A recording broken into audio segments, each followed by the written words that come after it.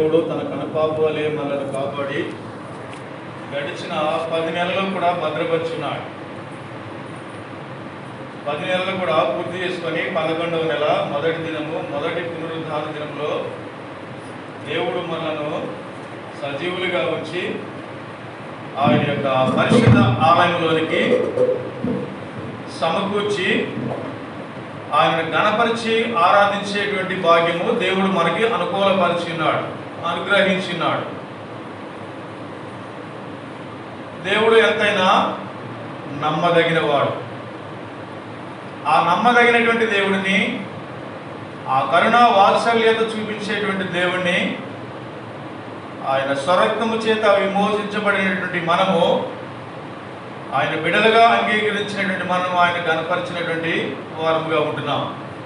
దేవునికి ప్రత్యేకమైనటువంటి వందనాలు. తిరిగి ఆయన శరీరంలో పాలుపంపులు పొందబోయే ముందు కొన్ని లేఖన భాగాలను మనం చూసుకొని ఆయన శరీరంలో పాలుపంపులు పొందుదాం. రండి వెళ్దాం.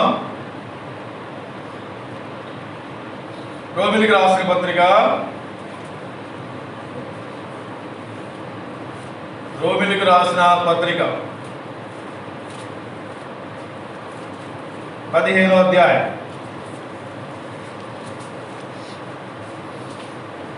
ఈరోజు క్యాలెండర్ వాక్యం చదివినటువంటి వారు ఎవరండి? ఓకే, ఈ దినము క్యాలెండర్ వాక్యం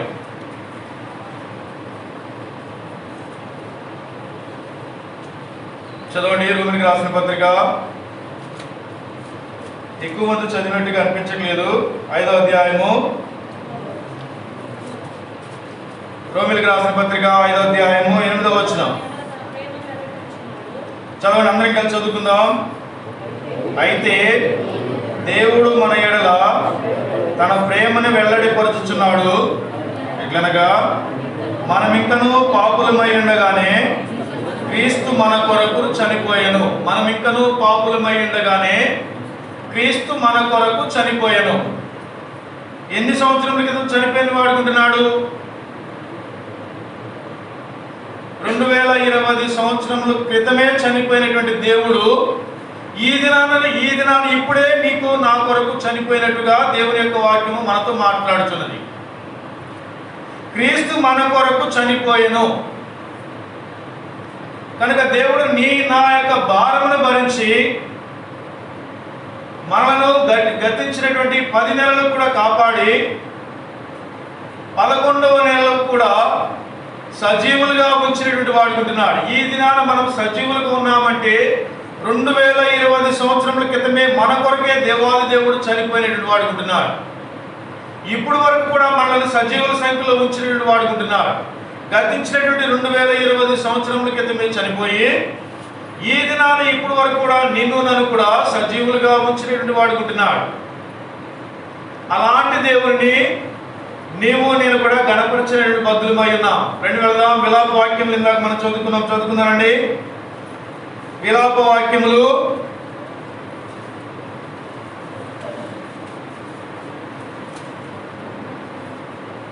3వ అధ్యాయము 23వ వచనము ఆఖరి భాగం.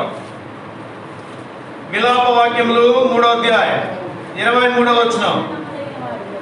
నీవు ఎంతైనా నమ్మదగిన వాడు. చిన్న ప్రార్థన చేసుకుందాం.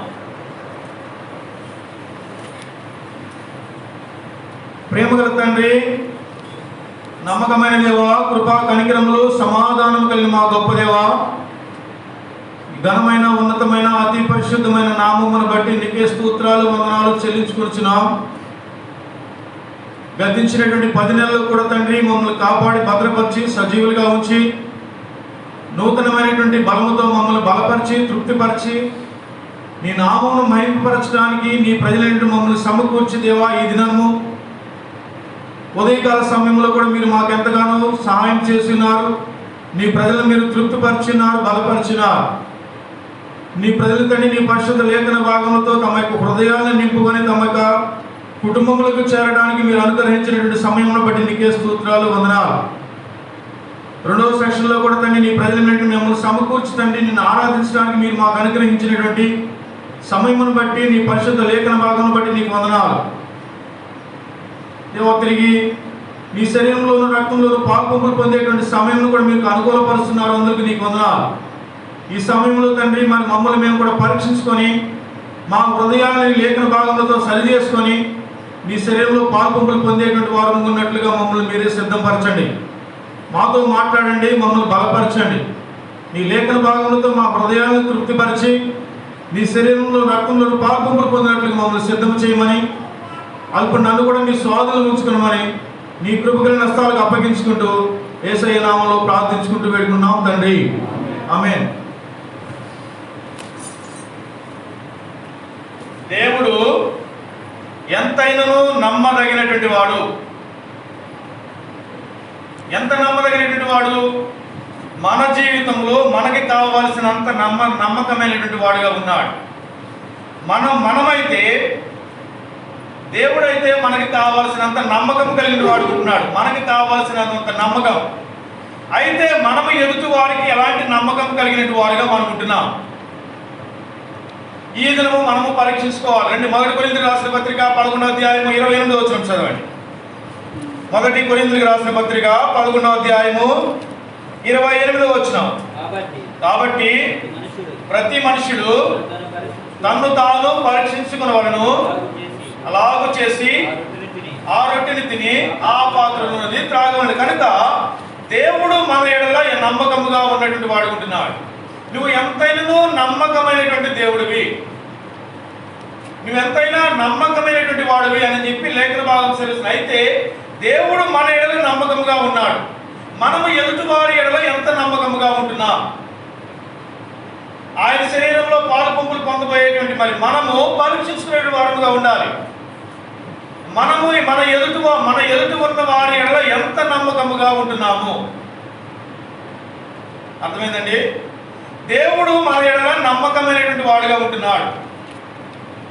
అయితే మనలను ప్రేమించినటువంటి దేవుడు మన ఎడల నమ్మకముగా ఉన్నప్పుడు దేవుని ప్రేమించినటువంటి మరి మనము ఎదుటి వారి ఎడల ఎంత నమ్మకముగా ఉంటున్నాం? ఒకవేళ నీవు గనుక నమ్మకముగా లేకపోతే ఈ దినాన్ని మనల్ని మనమే పరీక్షించుకుందాం. ప్రకటన గ్రంథము 22వ అధ్యాయం చదవండి. ప్రకటన గ్రంథము 22వ అధ్యాయము 7వ వచనం. ఇదిగో నేను త్వరగా వచ్చుచున్నాను, ఈ గ్రంథంలోని ప్రవచన వాక్యములను గైకొనువాడు ధన్యుడు. ఇదిగో నేను త్వరగా వచ్చుచున్నాను. చూడు, నమ్మకమైనటువంటి దేవుడు పౌరుషముగా మాట్లాడుతున్నాడు. ఈ మాట ఎంత పౌరుషంగా మాట్లాడుతున్నాడు. ఇదిగో నేను త్వరగా వచ్చుచున్నాను. ఈ దినాన ఈ క్షణాన్ని కనుక దేవుడు కనుక ఈ లోకానికి వస్తే ఈ కూర్చోబడినటువంటి మరి మనము దేవునికి ఎవరైతే నమ్మకముగా ఉంటారో, దేవుని ఎడల మనము మన హృదయమును ఎక్కడైతే తేట తెల్లగా ఉంటుందో వారు మాత్రమే ఈ శరీరాన్ని విడిచిపెట్టి ఈ లోకాన్ని ఈ శరీరం విడిచిపెట్టి వెళ్ళిపోయేటువంటి వారుగా ఉంటారు. ఒకవేళ మనము కనుక నమ్మకముగా ఎదుటి వారి ఎడల నమ్మకముగా లేకపోతే దేవుడు మనకి ఇచ్చినటువంటి ఈ యొక్క శరీరమును ఎదుటి వారి కొరకు లేదా దేవుని యొక్క మహిమ కొరకు వాడబడకపోతే దేవుని ఎడల దేవుని బిడ్డల ఎడల కనుక మనం నమ్మకంగా లేకపోతే ఇక్కడే మనము విడబడేటువంటి వారంగా మనం ఉంటాం. అందుకే మాట్లాడుతున్నాను, ఇదిగో నేను త్వరగా వచ్చుచున్నాను. ఒకవేళ మన దేవుడు ఈ దినాన వచ్చుతున్నాడు అని చెప్తున్నాడు కనుక మనము ఎలాగుండాలి? కొన్ని లేఖన భాగాలు మనం చూసుకుందాం. దేవుడు త్వరగా వచ్చుచున్నాడు కనుక మన స్థితి ఎలాగుండాలి? ఆ దేవాది దేవుణ్ణి ఎదుర్కోబోయేటువంటి మరి మనము ఎలాగుండాలి? కొన్ని లేఖన భాగం చూస్తున్నారండి. ఇప్పుడు వెళ్దాం. రోమిలికి రాసిన పత్రిక 15వ అధ్యాయం 5 నుంచి 7 వచనాలు చదువుకుందాం. మీరు ఏకభావము కలవారై ఏకగ్రీవముగా మన ప్రభు అయిన యేసు క్రీస్తు తండ్రియగు దేవుని మహిమపరచు నిమిత్తము క్రీస్తు యేసు చిత్త ప్రకారము ఒకరినొకడు మనస్సు కలిగిన వారైనట్లు ఓర్పునకు ఆదరణకును కర్తయ్యకు దేవుడు మీకు అనుగ్రహించును గాక. కాబట్టి క్రీస్తు మిమ్మును చేర్చుకున్న ప్రకారము దేవునికి మహిమ కలిగినట్లు మీరును ఒకరినొకడు చేర్చుకోవాలి. ఆ దేవాది దేవుడు ఈ క్షణాన మన మధ్యలోనికి రానయ్యున్నాడు అని చెప్తున్నాడు కనుక మనం ఎలా ఉండాలంట? ఇక్కడ అపోస్తలుడైన పౌలు రోమిలికి రాస్తూ మాట్లాడుతున్నాడు. ఏమనంటే, మీరు ఏక భావము గలవారై, ఏకభావము లేదా ఒకే ఆలోచన కలిగి, మీరు ఏకభావము గలవారై ఏకగ్రీవంగా మన ప్రభు అయిన యేసుక్రీస్తు యొక్క తండ్రి యొక్క దేవుని మహిమపరచు నిమిత్తము క్రీస్తు యేసు చిత్త ప్రకారము ఒకరితో ఒకడు మనస్సు కలిగిన వారుగా మనం ఉండాలి. కనుక ఇదిగో నేను త్వరగా వస్తున్నాను అని చెప్పి దేవుడు సెలవిస్తున్నాడు కనుక మన మనసు ఎలా ఉండాలంటే ఏక మనస్సు కలిగిన వారుగా ఉండాలి. ఆ దేవాది దేవుణ్ణి ఇప్పుడు వరకు కూడా నీవు గొప్ప దేవుడివి, నువ్వు ఎంతైనా నమ్మదగినటువంటి దేవుడు అని చెప్పి ఇందాక మనం మొదటి సెక్షన్లో మనము చెప్పినటువంటి మాటలు బట్టి మనం అందరము కూడా ఏక మనస్సుతోటి ఆ దేవుణ్ణి గణపరిచిన వారు ఉంటున్నాం. ఇట్లాగే మనము దేవుణ్ణి గణపరిచినటువంటి మరి నీవు నేను కూడా ఎలా ఉండాలంట? ఏక భావముతో ఉండాలి.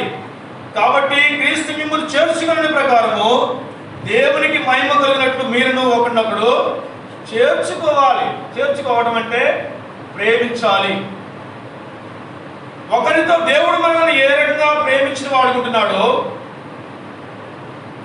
నా జీవితంలో కూడా దేవుడు ఆ యొక్క ప్రేమ ఎంత వెల్లడిపరిచి మనలను మహిమపరుస్తూ ఘనపరుస్తూ ప్రేమిస్తూ ఇంత ఉన్నతమైనటువంటి స్థానంలోనికి దేవుడు నిన్ను నన్ను కూడా తీసుకొచ్చిన వాడుకుంటున్నాడో అదే రీతిగా మనము ఎదుట ఉన్నటువంటి వారితో కూడా మనము చేర్చుకునేటువంటి వారుగా మనం ఉండాలి. ఒక సహోదరుడికి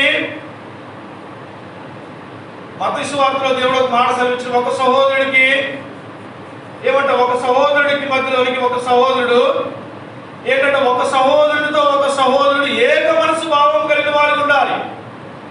ఒకే మనసు కలిగి, ఒకే భావము కలిగి, ఒకే ఆత్మ కలిగి ఆయన మధ్యలోనికి మనము కూడి వచ్చినప్పుడు ఆయనను మనం గణపరిచే వారుగా ఉండాలి.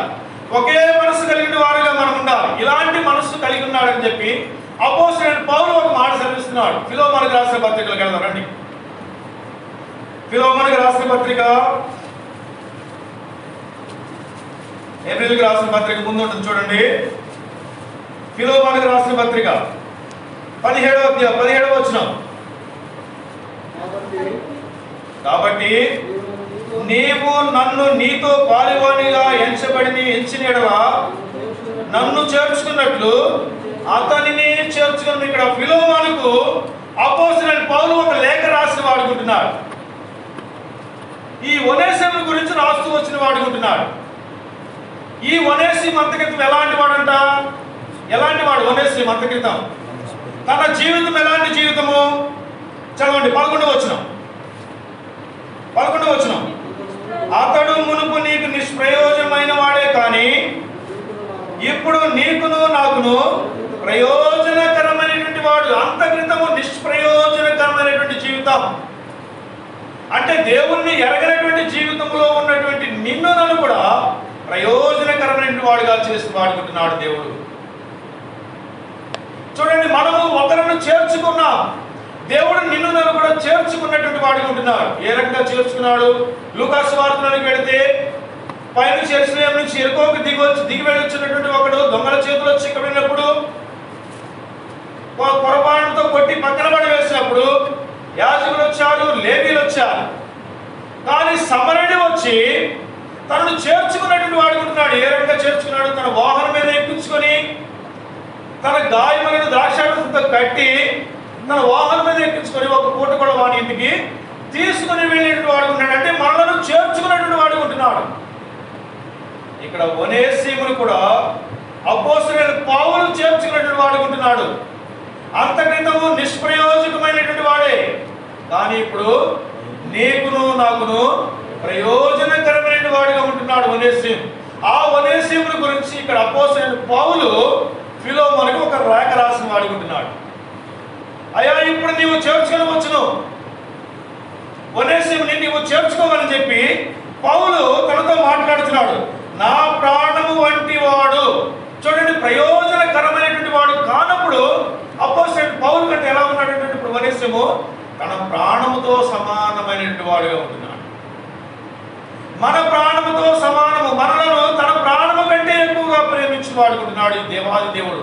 నిన్ను నన్ను కూడా తన కుమారుని సైతము లెక్క చేయకుండా నీ నా పాపము భరించడానికి ఆయనను తన కుమారుని లోకానికి పంపించి వాడుకుంటున్నాడు. మన ప్రాణం అంటే అంత విలువ కలిగినటువంటి ప్రాణం ఆయనకు. అందుకే తన కుమారుని ప్రాణమును కూడా లెక్క చేయలేదు నిన్ను నన్ను కూడా రక్షించడానికి. ఇక్కడ ఒనేసిము కూడా అపోస్తలుడైన పౌలు విషయంలో పౌలు యొక్క తన యొక్క ప్రాణము కంటే ఎక్కువ వాడు అని చెప్పి అపోస్తలుడైన పౌలు ఒనేసిముని గురించి ఇక్కడ ఫిలోమోనుకి లేఖ రాసి వాడుకుంటున్నాడు. నేను ఆ జీవితంలో కూడా దేవాది దేవుడు చేసినటువంటి కార్యము, ఆ తండ్రి అయినటువంటి దేవుడు ఆ ఉగ్రత నుంచి నిన్ను నన్ను కూడా విడిపించి వాడుకుంటున్నాడు. ఆ తండ్రిని బ్రతిమలాడుకుంటున్నాడు నీ నా గురించి. అలాంటి ప్రాణముతో సమానముగా నిన్ను నన్ను కూడా ప్రేమించి వాడుకుంటున్నాడు. ఎలాగూ మనము ఎంత నమ్మకమైనటువంటి దేవుడిగా ఉంటున్నాడు మన జీవితంలో. దేవుడు తన ప్రాణము కంటే కూడా ఎక్కువగా నిన్ను నన్ను కూడా ప్రేమించి వాడుకుంటున్నాడు. ఈ ప్రాణము ఆయన పెట్టినటువంటి భిక్ష. ఒక రకంగా చెప్పాలంటే ఇది సత్యము. కానీ దేవుడు, ఈ ఆత్మ దేవుడు ఇచ్చినటువంటి బహుమానం ఇప్పుడు వరకు కూడా నీవు నేను కూడా సజీవులుగా ఉన్నామంటే కనుక దేవుడు నిన్ను నన్ను కూడా ఏ రకంగా ప్రేమించి వాడుకుంటున్నాడో మనం కూడా ఇందాక అపోస్తలుడైన మరి కొరింథీయులకు సంఘం రోమిలకు రాసిన పత్రికలో ఎట్లాగంట, మిమ్మల్ని క్రీస్తు చేర్చుకున్న ప్రకారము దేవునికి మహిమ కలుగు నిమిత్తము మీరును ఒకరినొకడు చేర్చుకునేటువంటి వారముగా మనం ఉండాలి. మనము ఎదుటి వారిని మనము ప్రేమించేటువంటి రీతిలో మనం ఉండాలి. ఎదుటి వారిని మనము చేర్చుకునేటువంటి విధానముగా మనం ఉండాలి. కనుక పౌలు ఏ రకంగా ఒనేసిముని చేర్చుకున్నాడో ఆ దేవాది దేవుడు నిన్ను నన్ను కూడా చేర్చుకున్నట్టు వాడుకుంటున్నాడు. ఆయన సంఘములో సమకూర్చి వాడుకుంటున్నాడు.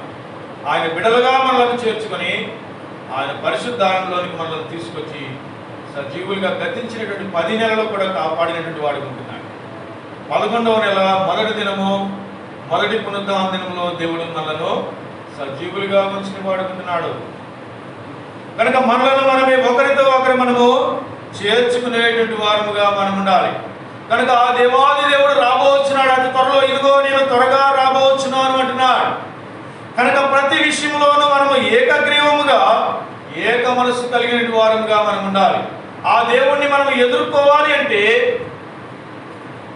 మనము ఒకరితో ఒకరు సమాధానం కలిగి ఉండాలి, ఒకరితో ఒకరు ప్రేమ కలిగి ఉండాలి, ఒకరితో ఒకరు మనము చేర్చుకొని ఆయన ఆప్యాయముగా ఆయన దేవుని ప్రేమ వారి ఎడల మనం కనబరిచేటువంటి వారుగా మనం ఉండాలి. 2వ వ్యక్తికి వెళ్దామండి. ఫిలిప్పీలకు రాసిన పత్రిక 2వ అధ్యాయం. ఫిలిప్పీలకు రాసిన పత్రిక 2వ అధ్యాయము 2వ వచనం చదవండి. మీరు ఏక మనస్సులగినట్లుగా ఏక ప్రేమ కలిగి ఏకభావము గలవారుగా ఉండి ఒక్కదాని యందే మనసుంచుచు నా సంతోషమును పరిపూర్ణము చేయుడి. చదవండి. కక్ష చేతనైనను రాతి చేతనైనను ఏమీ చేయక వినయమైన మనసు గలవారై ఒకరినొకడు తనకంటే యోగ్యుడని ఎంచుకొనుచు. కాబట్టి ఇక్కడ మనము ఒకరినొకడు యోగ్యముగా ఎంచుకోవాలి. ఈ దినాల్లో చూసుకుంటే నీవు నాకంటే తక్కువ అనేటువంటి స్వభావం కలిగినటువంటి మనుషులే ఉంటున్నారు. కానీ ఒకరినొకడు ఎక్కువ, నాకంటే ఎక్కువ వాడు అని చెప్పి ఎవరు కూడా తగ్గించుకునేటువంటి స్వభావంలో ఎవరిలోనూ కనపడతలేదు. కానీ దేవుడు మనల్ని రక్షించుకున్నటువంటి తర్వాత మనము ఏ భాష మాట్లాడినా కానీ, ఎక్కడి వారమైనా కానీ, ఏ స్థలం నుంచి వచ్చినా కానీ నీవు నేను కూడా ఏక మనస్సుతోటి ఆయన శరీరంలోనూ ఆయన రక్తంలోనూ పాలు పంపులు పొందుతున్నాం. ఏక మనస్సు ఏకభావం కలిగిన వారుగా దేవుడు నిన్ను నన్ను కూడా చేసి వాడుకుంటున్నాడు. కనుక ఏకభావం కలిగిన వారుగా ఉంటున్నాడు. అందుకే రెండో అధ్యాయం చదవండి, 6వ వచనం. 2వ అధ్యాయం 6వ వచనం. ఫిలిప్పీలకు రాసిన పత్రిక. ఆయన దేవుని స్వరూపమును కలిగిన వాడైంది దేవునితో సమానముగా ఉండుట విడిచిపెట్టకూడని భాగ్యమని ఎంచుకొనలేదు. కానీ మనుషుని పోలికగా పుట్టి దాసుని స్వరూపమును ధరించుకొని తన్ను తానే రిక్తునిగా తగ్గించుకున్నటువంటి వాడు ఉంటున్నాడు. ఆ దేవాది దేవుడే తగ్గించుకుంటే మరి మనం ఎంత వారమండి? మనం ఏ పాటి వారము? దేవుని మనుషుని పోలికగా పుట్టి దేవుని స్వరూపమును ధరించుకొని, కనుక చూడండి, మనుషుని పోలిక పుట్టి దేవుని స్వరూపమును ధరించుకొని ఎలా ఉన్నాడంట? దాసునిగా లేదా రిక్తునిగా తగ్గించుకున్నటువంటి వాడుగా ఉంటున్నాడు. రిక్తునిగా తగ్గించుకున్నాడు. ఒక బానిస ఏ రకంగా మౌనముగా ఉంటాడో అదే రీతిగా నిన్ను నన్ను రక్షించడం కొరకై ఆయన మౌనము వహించినటువంటి వాడు ఉంటున్నాడు. తను తానే రిక్తునిగా తగ్గించుకునేటువంటి వాడుగా ఉంటున్నాడు. మనము పొందవలసిన శిక్షణ యావత్తును కూడా ఆయన భరించినటువంటి వాడు ఉంటున్నాడు. తన కొట్టు వారికి తన వీపును అప్పగించిన వాడు ఉంటున్నాడు. పెరిగివేయి వారికి తన వెంట్రుకలు పెరిగివేసిన వారు ఉంటున్నారు. ఆయన ముఖం మీద ఉమ్మి వేయబడినది, ఆయన తలకు ముండ్ల కిరీటము పెట్టబడినది. ఇదంతా నా గురించే. నీవు నేను కూడా ఈ రకం ఉన్నతమైనటువంటి స్థానంలో ఉండడం వరకు ఆయనే తను తానే తగ్గించుకునే వాడుగా ఉంటున్నాడు. నిన్ను నన్ను కూడా ఒక ఉన్నతమైనటువంటి స్థానంలో నిలబెట్టడం కొరకు తన సొంత కుమారుని ఈ లోకానికి పంపించి ఆయన ప్రాణము సైతము లెక్క చేయకుండా మన కొరకే తన ప్రాణం అర్పించిన వాడుకుంటున్నాడు. కనుక మనం ఎలా ఉండాలంటే, ఇప్పుడు మనము ఒకరి కంటే ఒకరు మనము యోగ్యులుగా ఎంచుకొనగాలి. మనల్ని మనమే తగ్గించుకునే వారుగా మనం ఉండాలి. తను తానే రిక్తునిగా చేసుకునే వాడుకుంటున్నాడు ఆ దేవాది దేవుడు నీ నా కొరకై. కనుక నిన్ను నన్ను కూడా రక్షించిన కొరకై ఆయన పొందినటువంటి బాధలు, ఆయన పొందినటువంటి దెబ్బలు, ఆయన కాల్చినటువంటి ప్రశస్తమైనటువంటి రక్తము ద్వారా నీవు నేను కూడా కడగబడినటువంటి వారుకుంటున్నా. మన పాప విమోచన మనకు కలిగినటువంటిదిగా మనం చూస్తున్నాం. నూతనమైనటువంటి సృష్టిగా దేవుడు నిన్ను నన్ను కూడా చేసి వాడుకుంటున్నాడు. నూతనమైనటువంటి బలము దేవుడు నీకు నాకు కూడా అనుగ్రహించి వాడుకుంటున్నాడు. ఇందాక మనం చదువుకున్నాం యెషయా గ్రంథంలో 40వ అధ్యాయం 31వ వచనంలో మాట ఉన్నది. ఏమనంటే, పక్షిరాజు, చదవండి,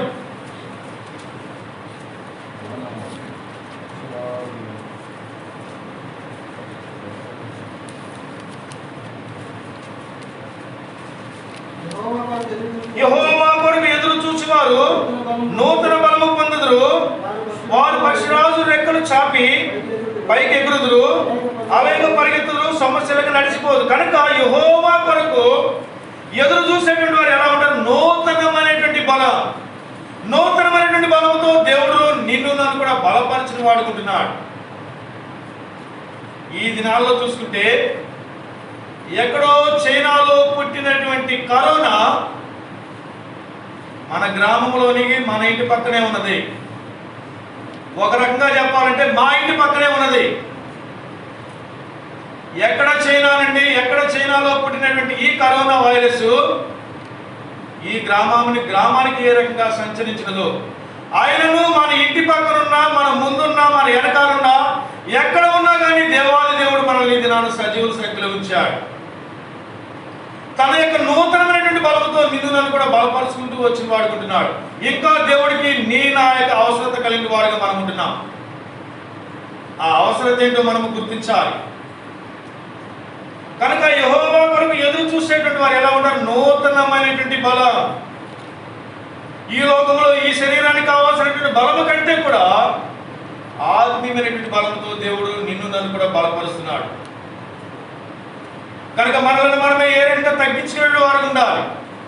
ఇక్కడ దేవాది దేవుడే ఆయన ఎలాగ తగ్గించుకున్నాడు? తను తానే రిక్తులుగా తగ్గించుకునే వాడుకుంటున్నాడు.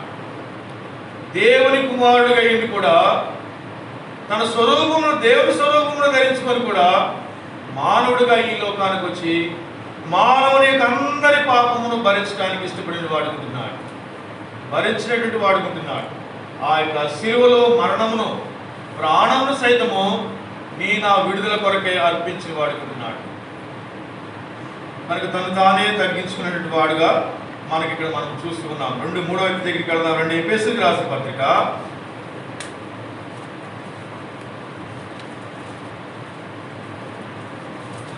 4వ అధ్యాయం 5వ అధ్యాయము, ఎఫెసీయులకు రాసిన పత్రిక 5వ అధ్యాయం 21వ వచనం. క్రీస్తు నందలి భయముతో లోబడినప్పుడు లోబడి ఉండి. క్రీస్తు నందలి మనకి భయము. ఈ దినాన భయము అనేటువంటిది లేదు కదండి. భయం అనేటువంటిది లేకుండా పోయింది నా విశ్వాసులు. హోషేయ గ్రంథం వెళ్దాం రండి. హోషేయ గ్రంథము మనము చేసేటువంటి మనకు భయం లేనటువంటి విధానం ఇక్కడ ప్రవక్త రాస్తూ ఉన్నాడు.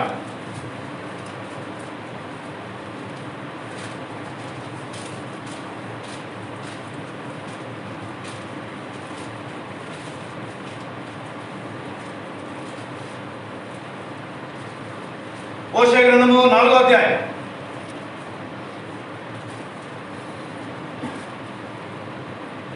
2-3 వచనాలు. హోషేయ గ్రంథము 4వ అధ్యాయం 2-3 వచనాలు. Page number 476.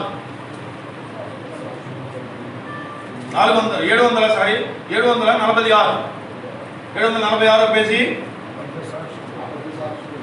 అబద్ధ సాక్ష్యము పలుకుటయు, అబద్ధమాడుటయు, హత్య చేయుటయు, దొంగిలించుటయు, వ్యభిచరించుటయు వాడుకయ్యను. జనులు కన్నము వేసెదరు, మానక నరహత్య చేసెదరు. కాబట్టి దేశము ప్రలాపించుచున్నది, దాని పశువులను, ఆకాశ పక్షులను, కాపురస్తులందరూ క్షీణించుచున్నారు.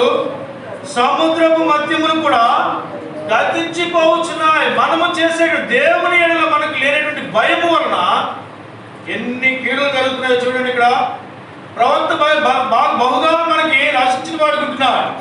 ఏమనంటే అబద్ధము పలుకుటయు. ఇవాళ దేవుని యందు భయభక్తులు లేకపోవటం బట్టి అబద్ధమును అతి ఈజీగా మనం వాడుతున్నాం. అబద్ధం అంటే భయం లేకుండా పోయింది మనకి.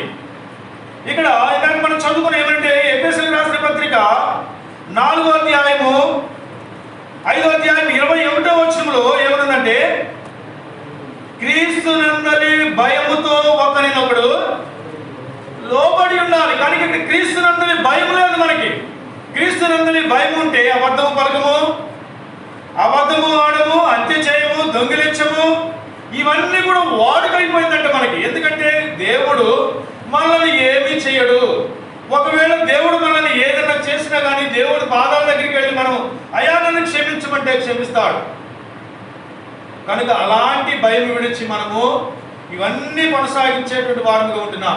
దీనితోనే పాడంటారా ఆకాశం ఎట్లాగంటే దేశము ప్రారంభించుతున్నదంట, పశువులు దాని ఆకాశ పక్షులు కూడా కాపురస్తులు అందరూ క్షీణించిపోతున్నారు.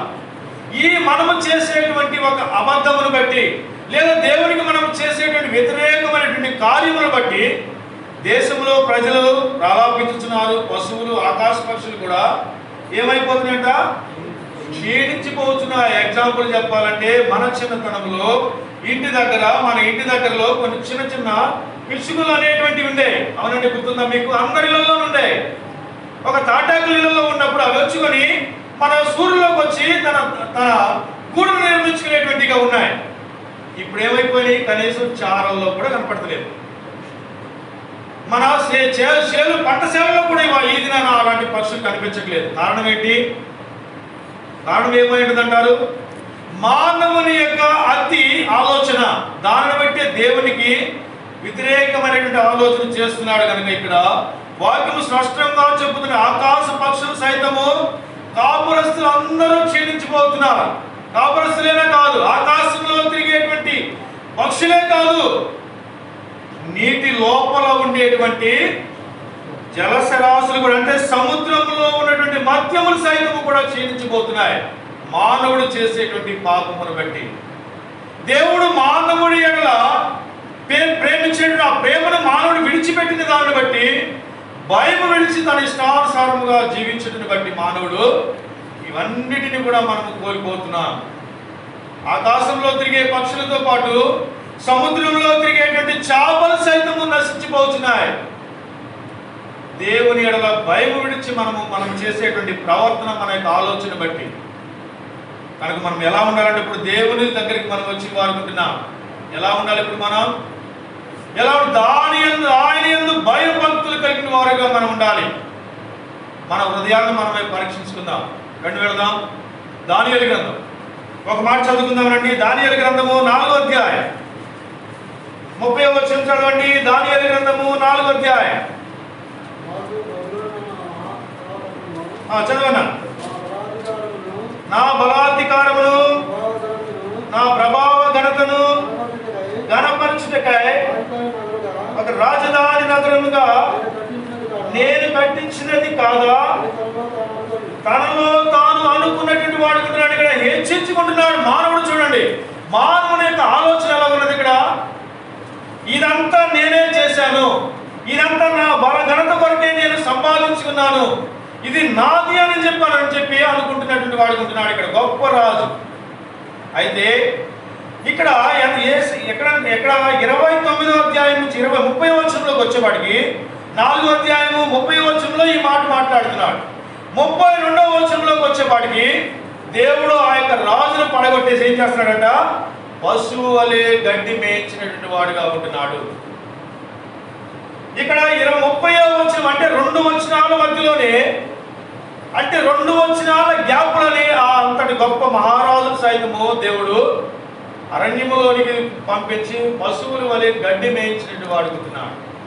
మన జీవితం ఎంత కనుక దేవుని యందు నీవు నేను కూడా భయభక్తులు కలిగి ఒకరితో ఒకరు నడుచుకునేటువంటి వారముగా మనం ఉండాలి.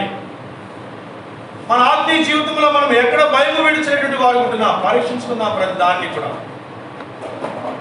ఎక్కడైతే మనం దేవుని యందు భయభక్తులు విడిచి పెట్టినటువంటి వారు ఉంటున్నామో, అయా దయతో నన్ను క్షమించమని చెప్పి ఆయన శరీరంలోను రక్తంలోను పాల్గొంపులు పొందక ముందు మనల్ని మనమే పరీక్షించుకునేటువంటి వారుగా మనం ఉండాలి. రండి వెళ్దాం. హెబ్రీయులకు రాసిన పత్రిక ఇంకో వ్యక్తి దగ్గరికి వెళ్దాం.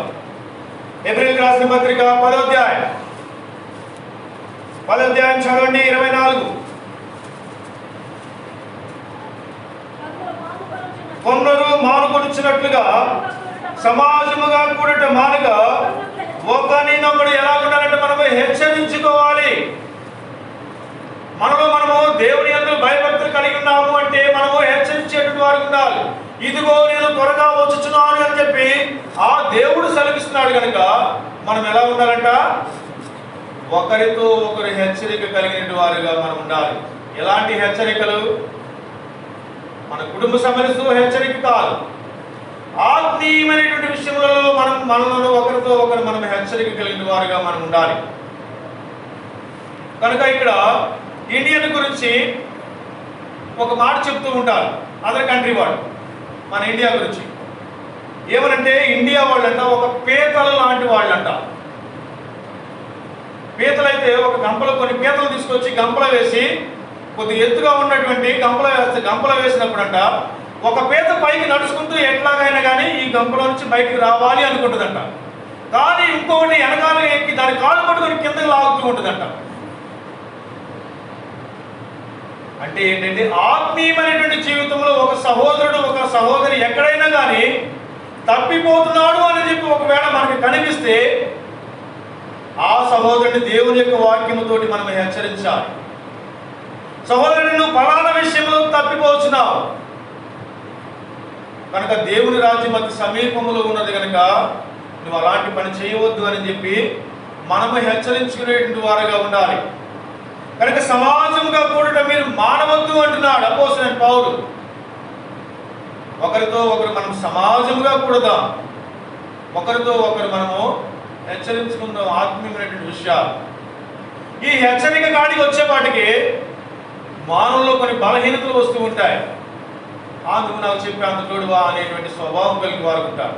కానీ అలాంటి స్వభావం మనకి ఇక్కడ రాకూడదు. ఎందుకంటే ఆత్మీయంగా మనం ఎక్కడైతే కృంగుదల కలిగినటువంటి వారు ఉంటామో మన పక్కనటువంటి తోటి సహోదరుడు లేదా దేవుని యొక్క వాక్యంతో మాట్లాడినప్పుడు మనల్ని మనమే సరి చేసుకునేటువంటి వారుగా మనం ఉండాలి. ఎవరి వైపు మనం చూడకుండా ఉండకూడదు. దేవుని వైపు చూసి మన జీవితాలను మనము సరి చేసుకుని హెచ్చరికతో కూడినటువంటి మాటలను కలిగేటువంటి వారు ఉండాలి. గలతీయులకు రాసిన పత్రిక 2 గంటలు. గలతీయులకు రాసిన పత్రిక 6వ అధ్యాయం. గలతీయులకు రాసిన పత్రిక 6వ అధ్యాయం చదవండి 2వ వచనం. ఒకరి భారమునొకడు భరించి ఇలాగూ క్రీస్తు విషయం క్రీస్తు నియమమును పూర్తిగా నెరవేర్చుడి. ఒకరి భారమును ఒకరు భరించాలి. భారము అంటే ఏమిటి భారము? నాకు 1 లక్ష రూపాయలు అప్పు ఉంది, మీరు తీస్తారన్న భారము. ఈ భారము గురించి కాదు దేవుడు చెప్పేది. ఏదైనా ఒక సమస్య వచ్చినప్పుడు ఆ సహోదరుడి కొరకు భారముతో మనము దేవుని సన్నిధిలో మనము ఇది నా సొంత భారము లేదా నా సొంత బాధ్యత అని చెప్పి దేవుని సన్నిధిలో మనము మొరపెట్టుకునేటి వారు ఉండాలి. ఇలాంటి భారము కలిగిన వారుగా మనం ఉండాలి. దేవుడు అతి త్వరలో ఇదిగో నేను త్వరగా రాబోచున్నాను అని చెప్పి చెప్తున్నాడు కనుక ఆయన రాబోయేటప్పుడు మనము ఎలా ఉండాలంటే ఒకరి భారమును ఒకరితో ఒకరు ఐక్యత కలిగి ఒకరి భారమును ఒకరు భరించుకుంటూ వారి నిమిత్తమై మనము ప్రార్థించేటువంటి వారుగా మనం ఉండాలి. అలాంటి అందు నిమిత్తమే దేవుడు నన్ను కూడా ఏర్పాటు చేస్తున్నాడు కనుక అలాంటి భారముతోని నీవు నేను కూడా హెచ్చరిక కలిగి ఉందాం. ఆఖరిగా చదువుకుందామండి హెబ్రీయులకు రాసిన పత్రిక. ఆఖరిగా చూసుకుందాం హెబ్రీయులకు రాసిన పత్రిక 3వ అధ్యాయము 13-15 వచ్చిన 13.